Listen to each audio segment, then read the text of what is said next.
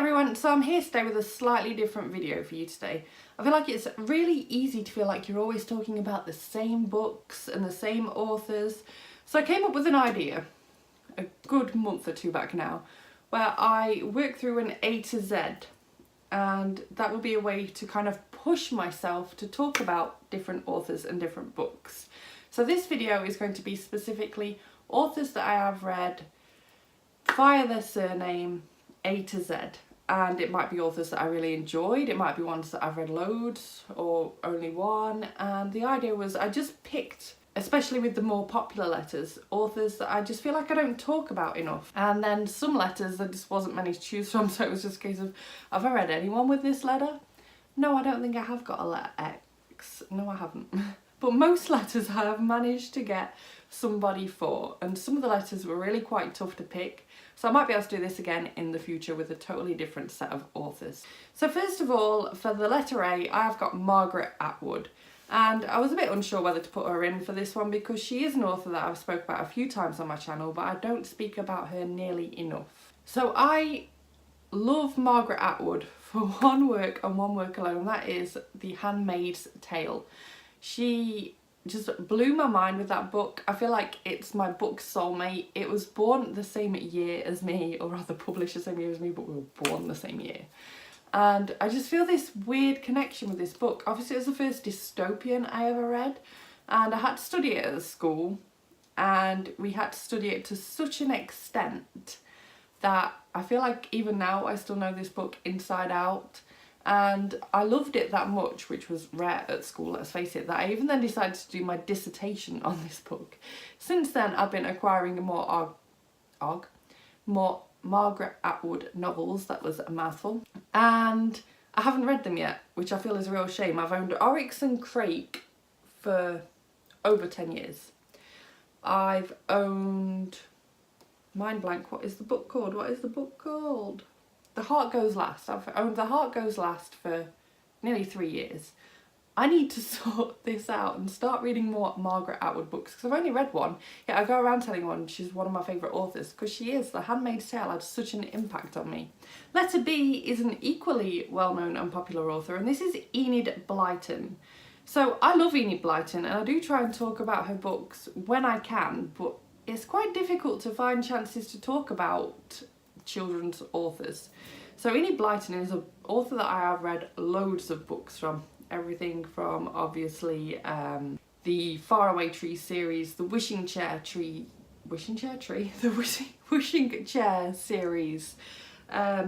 Secret Seven, the Famous Five. There's just so many to choose from. I just want to, I'd probably have to dedicate 7 months to this, but I just want to sit and read every Enid Blyton book and just relive my childhood. That would be fun and make for an easy Goodreads goal that year. With the letter C, we have got Kiera Cass. So Kiera Cass is the author of the Selection series, and I've read the first 3 books. I haven't yet read the 4th one onwards, but I feel like for now that doesn't bother me because I enjoyed the original trilogy of the Selection, and I've heard such mixed things moving on that I'm not sure whether I want to move on. I'm sure I probably will, but I'm not in any rush to at all. Kiera Cass has also wrote The Siren. I haven't read that yet either. For the letter D, I have gone classical, and I have picked Charles Dickens. So Dickens is an author that I consider one of my favourite classics authors. I loved, obviously, A Christmas Carol. I've read Oliver Twist many times, and my favourite might be Great Expectations, but there's so many Dickens novels that I haven't yet got to that I've owned for years. I've got a really massive physical edition of Dombey and Son, which is just huge and really intimidating, and I'm a bit scared to pick it up because it's so big. So if you've read that, let me know what you thought of it in the comments down below, because it is one I want to get to. It's just a bit like... Also, I believe that my dad really enjoyed A Tale of Two Cities, and I've not read that yet either, but I think that's another really long one too, so a bit scary to pick up because Dickens isn't the easiest of classics authors to kind of read. Some of them are quite easy, like A Christmas Carol and Oliver Twist. Those would be my recommendation starting places for Dickens. For the letter E, we have got Ben Elton. I think I struggled a little bit with the letter E. So I've read Dead Famous by Ben Elton. It is a kind of fictional Big Brother setting where there's a murder mystery that happens because someone gets killed. So obviously it's got to be someone in the house, but it's somewhere where there's no cameras, the toilet. And it's just really mysterious. I love the whole setting for it. But Ben Elton has got so many other books. I own one on my bookshelves. I think it's Inconceivable. But there's also Time and Time Again, which I think I got an arc of. There's also High Society. I've heard good things about that one. Two Brothers, Stark, Popcorn, Blind Faith, Postmortem, Gridlock, The First Casualty. I don't even own those. I've not really heard much about them. So if you've read much Ben Elton, drop me a comment in the comments down below. Let me know where you would start. For the letter F, I've gone for quite a well-known author, and that is Gillian Flynn. Obviously Gillian Flynn is the author of Gone Girl and Dark Places and Sharp Objects and The Grown Up. The only one I've actually read is The Grown Up. I've seen the film for Gone Girl, which means that I'm not in any rush to read the book because the film's too fresh in my head. The book's not going to come as any surprise.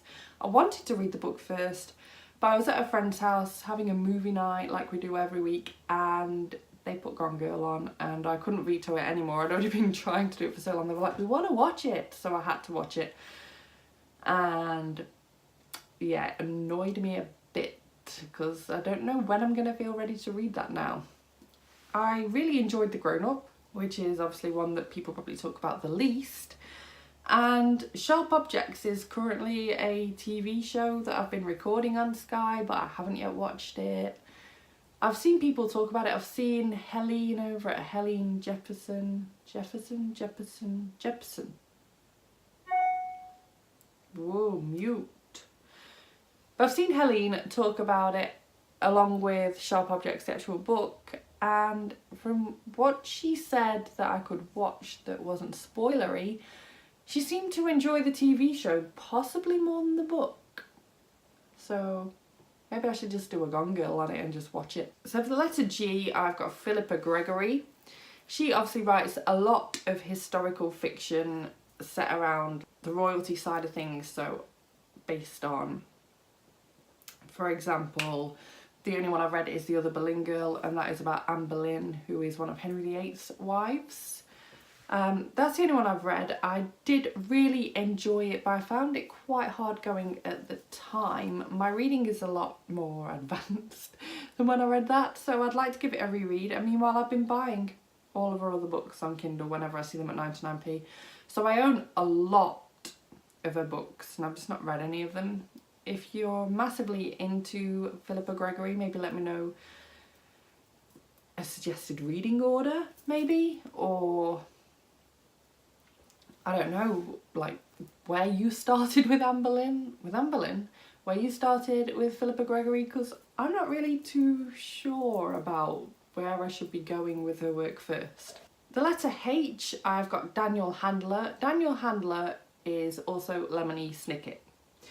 But Daniel Handler, I read his book, is it called We Are Pirates? Let's have a look. Yeah, I read We Are Pirates. I won an advanced copy on Goodreads several years ago. I didn't enjoy it an awful lot. I thought it was just okay, and I gave it 3 stars. And I'm actually seeing on here now that since then, after 2,235 ratings, it's only got an average rating of 2.9. So I was kind of with the average on that. So that's really interesting. It's got a few other books that aren't just a series of unfortunate events. There's Why We Broke Up, The Basic 8, All the Dirty Parts. If you've read any of these, let me know what you thought of them down below. Maybe some of his other work is a lot better and I just wasn't suited to We Are Pirates. For the letter I, I've got Kazuro Ishiguro. I'm always really terrible at saying that. And I read The Remains of the Day by this author. I had to read it for my first year at university. And since then, I've also bought Never Let Me Go, and I've also heard people talk about The Buried Giant. There's also When We Were Orphans, An Artist of the Floating World, A Pale View of Hills, The Unconsoled, A Village After Dark. I've not heard anything about those though. So if you're a Kazuro Ishiguro fan, A, teach me how to get my mouth around that name. B, let me know what your favourites are by him, because I would love to check out more of his work. I want to reread The Remains of the Day sometime too, because I did love it, but I did read it like over 10 years ago, so I'd like to revisit that. And I definitely want to check out Never Let Me Go, because I do own it. For the letter J, I've actually picked an author that I don't enjoy the work of very much, because I want this to be a nice variety, and it's authors that I'm not talking about an awful lot on my channel, so this might be a great place to go. And this is James Joyce.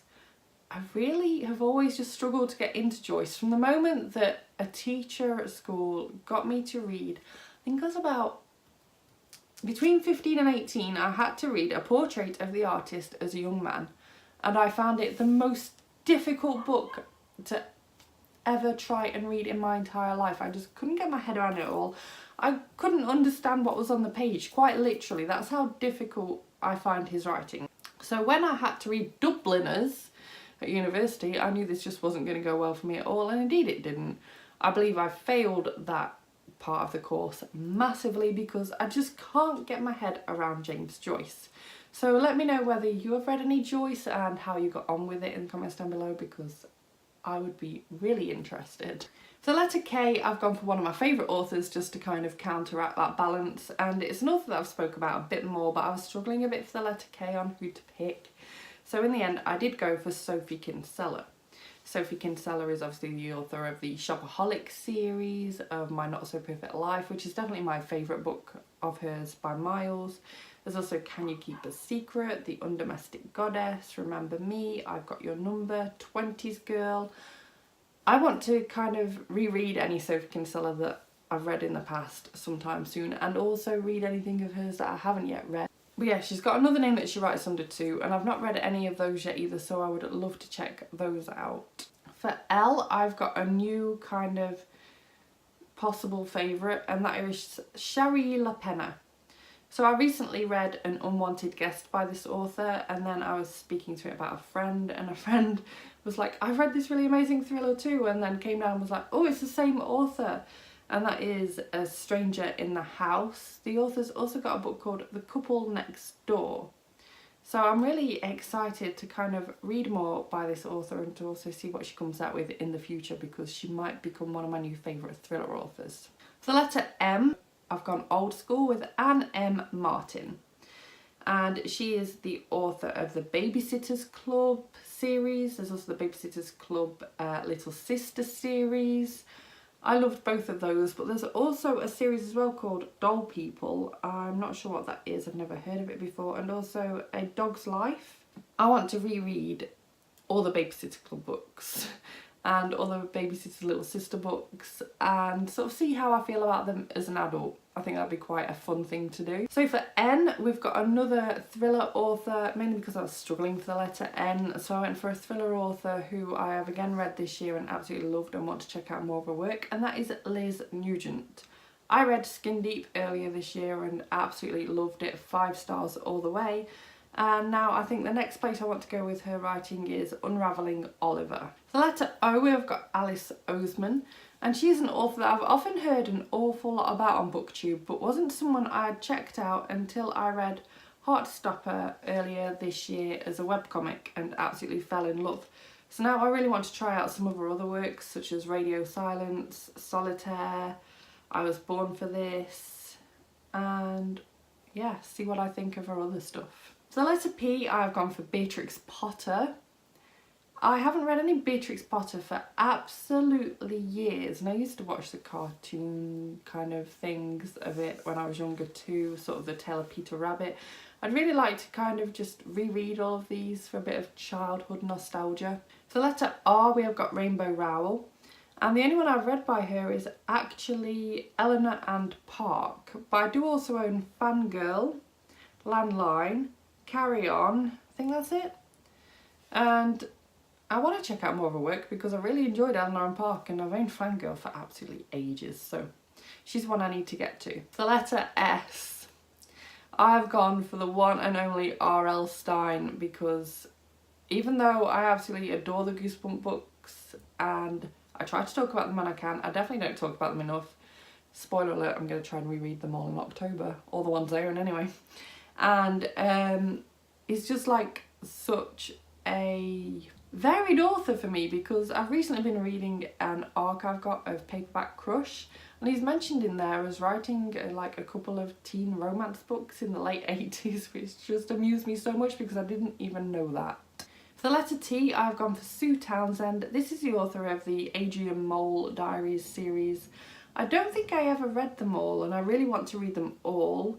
She also wrote a few other books, so there is The Queen and I feel like I saw someone read that book and not enjoy it that much. For the letter U, I really struggled. There was only like a couple I could pick from, so I just had to go with Beth Underdown. And I've gone for Beth Underdown because I read The Witchfinder's Sister by this author and didn't actually enjoy it all that much, but that doesn't mean that I'm not willing to give her another chance when she writes something else in the future.